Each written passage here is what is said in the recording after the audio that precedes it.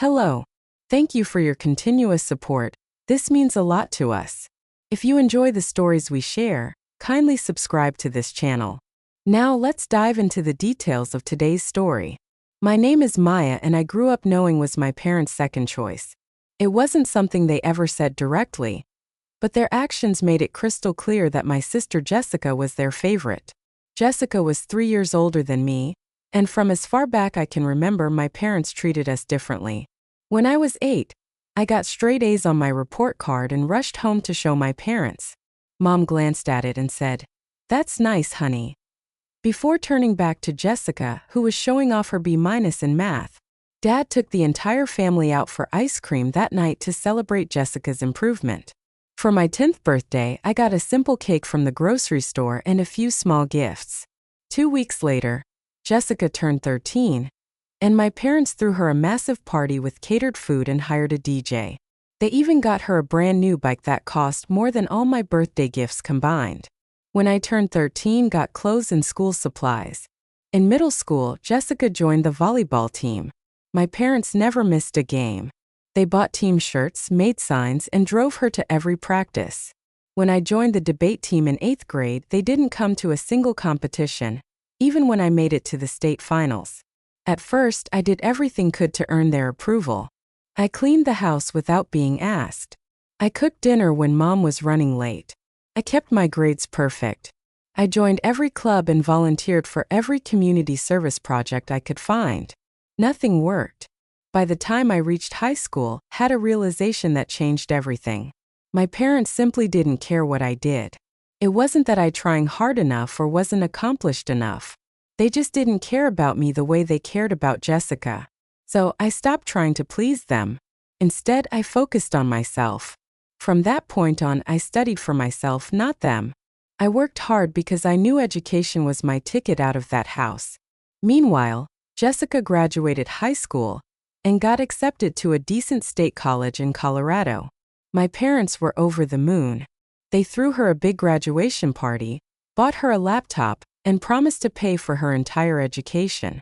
"We're so proud of you, sweetheart," Dad said, hugging Jessica at her party. I stood in the corner sipping punch and wondering if they'd be as generous when my time came. I found out the answer during my junior year of high school. "Maya, we need to talk about college," Dad said. One night at dinner, Jessica was home for winter break, showing off her new clothes and telling stories about her sorority sisters. "Okay," I said, putting down my fork. "Maybe they have been saving for me, too. Your mother and I want you to understand that we won't be able to pay for your tuition like we do for Jessica." Jessica smirked from across the table. "If you want to go to college, you'll need to take out student loans," Mom added, not looking up from her plate. "Why?" I asked, though I already knew the answer. Dad sighed. "We just don't have the money for both of you. Jessica's program is very expensive, and we promised her we'd cover it." I nodded slowly, pushing my food around my plate.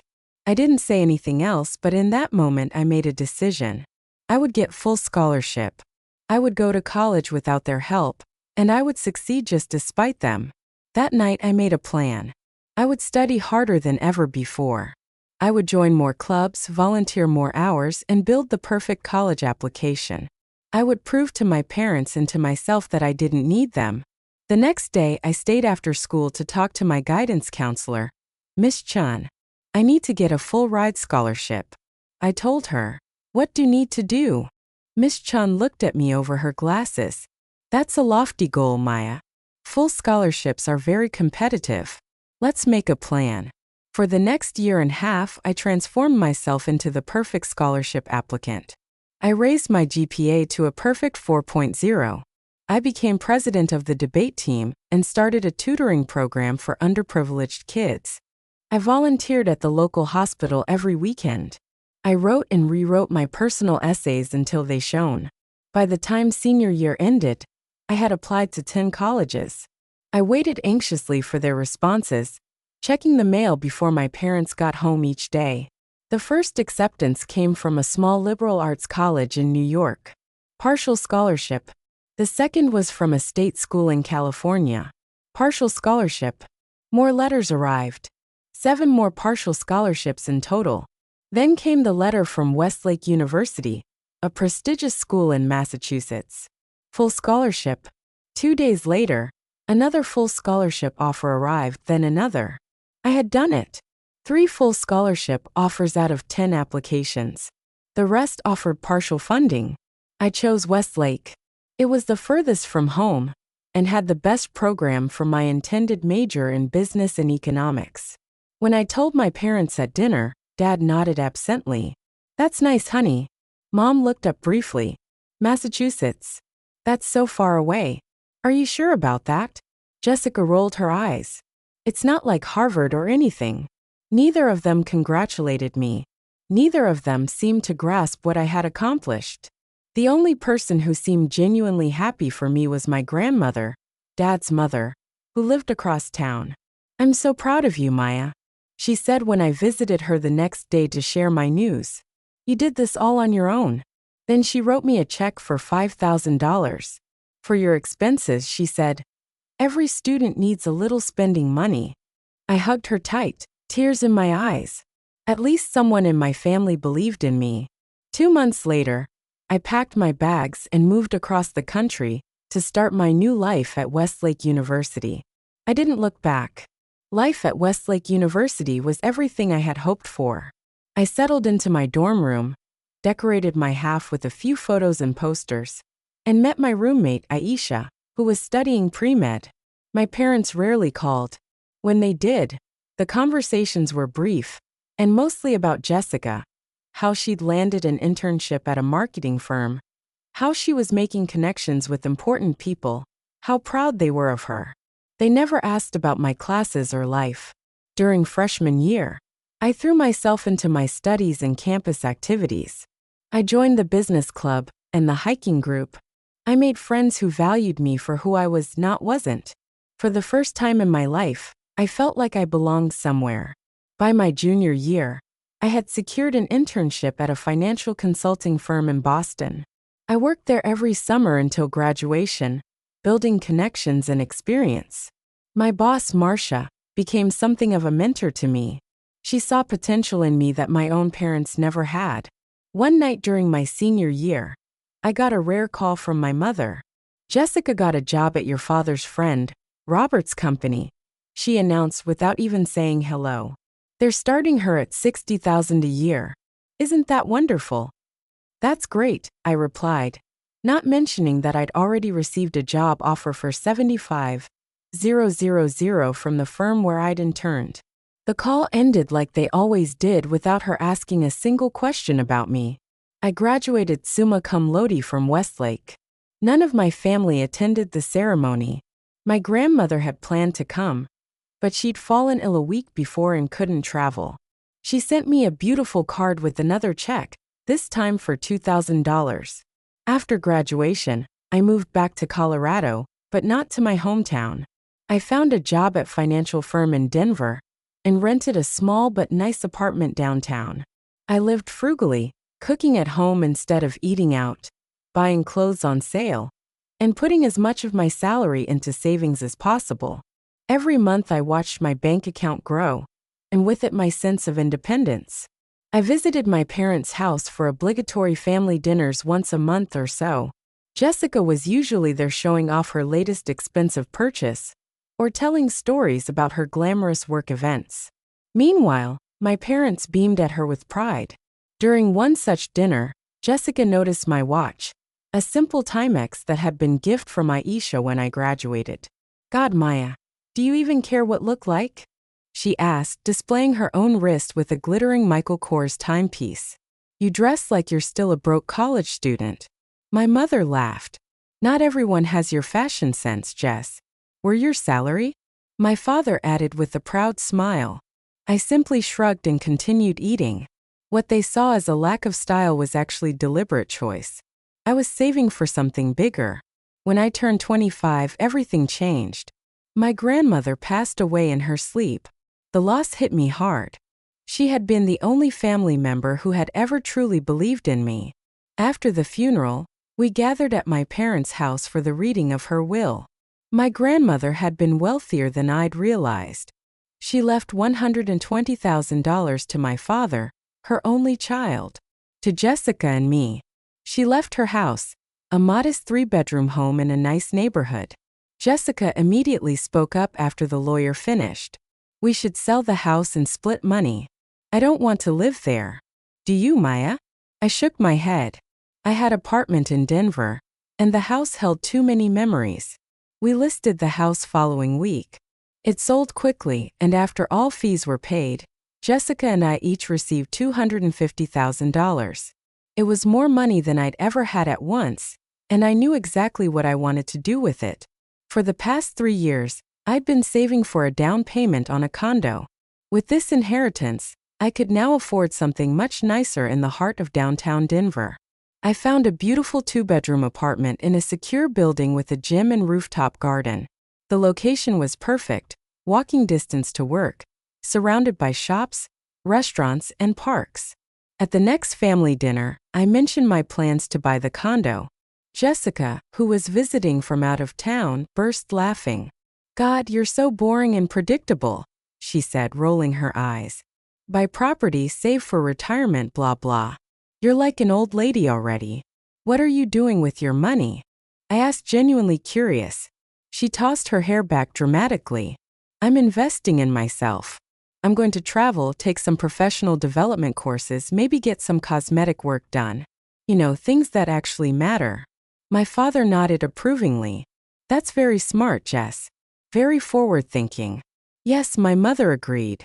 "You've always been so creative with your decisions." They didn't say anything about my plans. Not a word of support or acknowledgement, but I was used to it by now, and their approval no longer mattered to me. 2 weeks later, I closed on the condo and became a homeowner at 25. I spent the next month furnishing it with carefully selected pieces that would last for years. The place wasn't fancy, but it was mine. Bought with my money and grandmother's generosity. I decided to host a housewarming party to celebrate this milestone. I invited my friends from Denver, some colleagues from work, a few cousins I was close with, and out of obligation more than desire, my parents and Jessica. The day of the party, I was arranging the last of food platters when my phone rang. It was Mother. "Maya, we won't be able to make it tonight. Jessica surprised us with tickets to Las Vegas for the weekend. Our flight leaves in 2 hours. I'm sure your little get-together will be fine without us." I wasn't even surprised. "Have a good trip," I said and hung up. The party went ahead without them, and it was perfect. My friends' colleagues admired my new home. We ate good food, drank wine, and celebrated not just my new condo, but the life I had built for myself. A life that had nothing to do with seeking my parents' approval. In the months after buying my condo, I settled into a comfortable routine. I got promoted at work, enjoyed my beautiful home, and started to feel truly content with my life. I kept tabs on Jessica through her Instagram, where she documented her extravagant lifestyle for her growing number of followers. She seemed to be living like a celebrity, showing off designer handbags, jewelry from Tiffany's, and a brand new Mercedes. There were photos of her at exclusive clubs, on weekend getaways to Aspen, and at fancy restaurants. Her followers gushed over every post with comments like "living the dream" and goals. Meanwhile, I lived modestly. I saved a good portion of my salary, paid extra on my mortgage each month, and only splurged occasionally with part of my inheritance money that wasn't used for the down payment. I took a 2-week vacation to Hawaii. I hiked volcanoes, swam in waterfalls, and took incredible photos of sunsets over the ocean. I didn't post any of them online. The trip was for me, not show. Family gatherings became less frequent for me. I started declining invitations to the monthly dinners, only showing up for major holidays like Thanksgiving and Christmas. My interactions with my parents and Jessica were superficial, brief. On these occasions, I'd listen to them brag about Jessica's latest accomplishments, nod politely, and leave as soon as I could. 2 years passed this way. I was 27, thriving in my career, nearly halfway through paying off my mortgage thanks to some aggressive payments, and genuinely happy with my life. Jessica was 30, still working at our dad's friend's company, and still living the high life, at least according to social media. Then one ordinary Tuesday evening in April, my phone rang. It was Jessica. This was unusual. We almost never called each other directly. Maya, her voice sounded strained. You need to come Mom and Dad's this Saturday for dinner. We need to have a serious talk with you 6 o'clock. She hung up before I could ask anything else. When I pulled up to my parents' house that weekend, I noticed Jessica's Mercedes was parked in the driveway. When I entered the house, was surprised to find boxes stacked in the living room and Jessica's jacket hanging in the entryway. It looked like she was living there. What's going on? I asked as walked into the dining room where my parents and Jessica were already seated. Sit down, Maya, my father said, his tone serious. I took a seat across from Jessica, who was picking at her nail polish and avoiding eye contact. Jess has moved back home, my mother explained, placing a hand on Jessica's arm. She's going through a difficult time. Jessica looked up, her expression a mix of annoyance and embarrassment. I ran out of money, she admitted in a dissatisfied tone. And I got fired from the company. What? This was news to me. Why? They said it was for constant absenteeism and poor work performance, she said with an eye roll. But it's total slander. My boss had it out for me from day one. I nodded slowly, not sure what any of this had to do with me. Anyway, Jessica continued, exchanging glances with our parents. I decided I'm not going to waste my time working for other people anymore. I'm going to start my own business. I have a large following on Instagram and other platforms. I can leverage that audience to build a lifestyle brand, but I need money to get started. All three of them looked at me expectantly. Wait, I said, the realization dawning on me. You called me here to ask for money. We're family, my mother said, as if that explained everything. I don't have that kind of money, I replied honestly. And even if I did, starting a business is risky. I wouldn't invest in something without a solid business plan. Jessica's face hardened. I knew you'd be difficult about this. But here's the thing, Maya. You should sell your condo and give me my fair share. Your share? I was dumbfounded. How is any part of my condo your fair share? You bought it with Grandma's money, Jessica said. Money that was meant for both of us. I spent my half and now I need more. It's only fair that you share. I looked at my parents, expecting them to say something about how ridiculous this request was. Instead, they were nodding along with Jessica. You're not serious, I said to all of them. That condo is mine.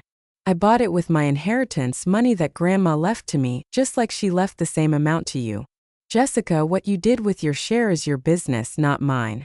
You're being selfish, my father said, his tone sharp. Your sister needs help. Yes, my mother added. We're Unk family. Family helps each other. I took a deep breath, trying to stay calm.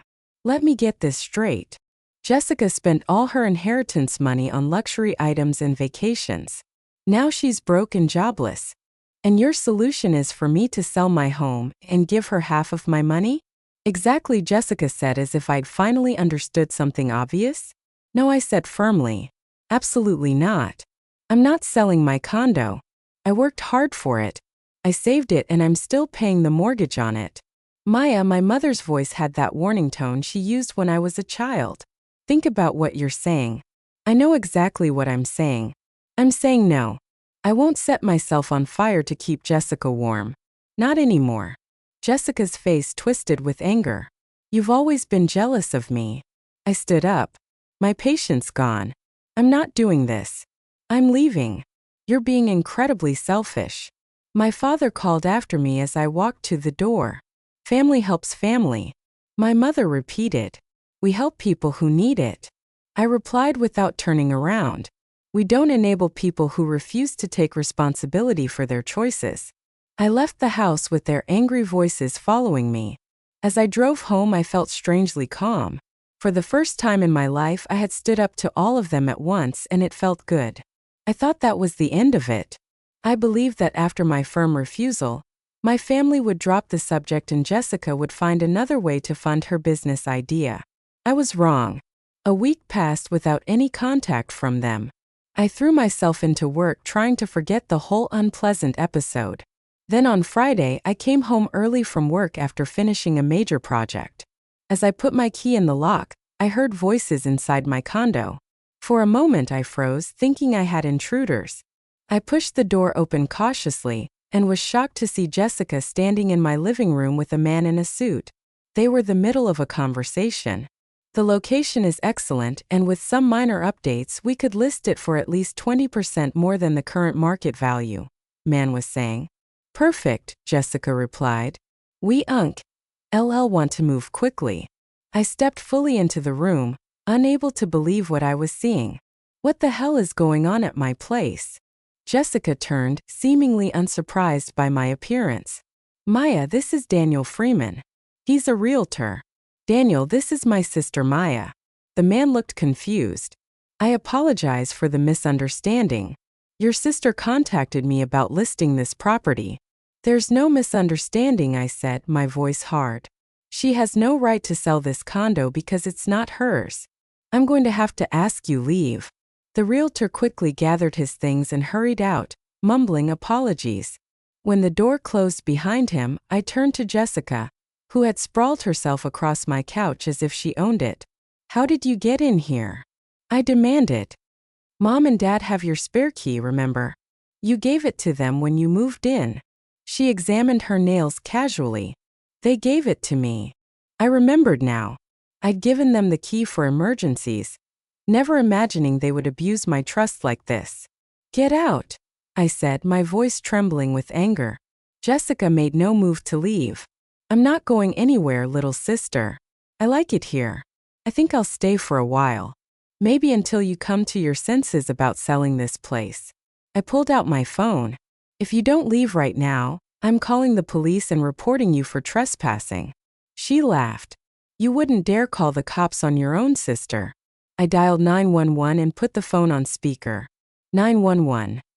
What's your emergency? I need to report an intruder in my home who refuses to leave. Jessica's eyes widened. She grabbed her purse and stood up. You're going to regret this. She hissed as she pushed past me toward the door. This isn't over. After she left, I called the locksmith and changed my locks immediately. I sat in my living room for hours afterward, shaking with a mixture of anger and disbelief. How could my own family do this to me? That evening, my phone exploded with texts and calls from my parents. I let them go to voicemail, not ready to speak them yet. When I finally listened to the messages, I was shocked by their viciousness. How dare you threaten to call the police on your sister? My mother had yelled into the phone. After everything we've done for you, this is how you repay us by treating family like criminals.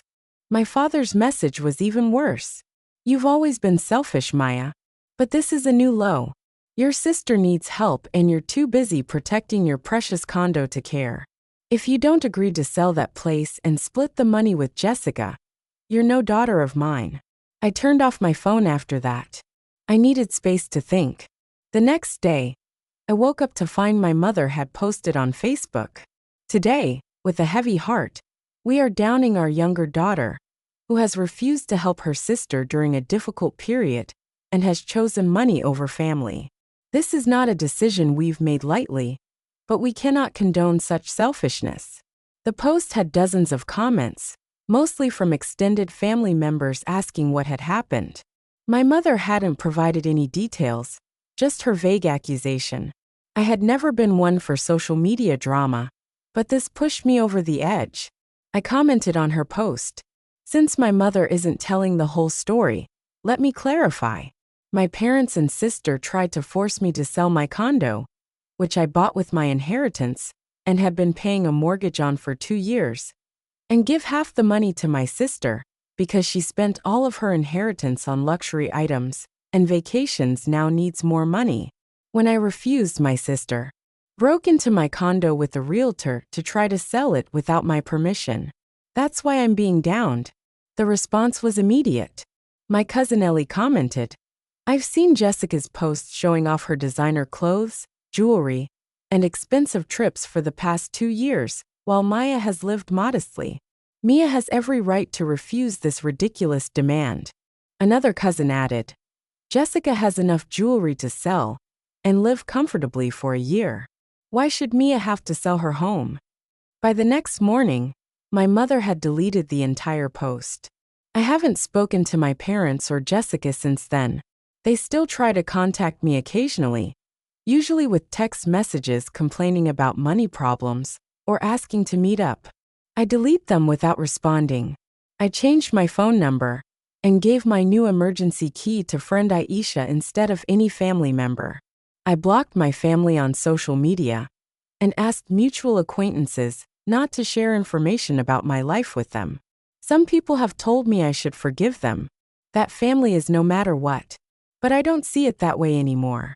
Family isn't just blood relation. Family is people who support you, respect your boundaries, and want what's best for you, not just what's convenient for them. I'm 30 now. I paid off my mortgage completely. I received another promotion at work and started dating a kind, supportive man named David. My life is peaceful and fulfilling without the toxicity my family brought to it. I don't know if I'll ever reconcile with my parents or Jessica. Part of me misses having a family despite everything. But a larger part of me knows I'm better off without people who only saw me as a resource to be used, never as a person to be loved.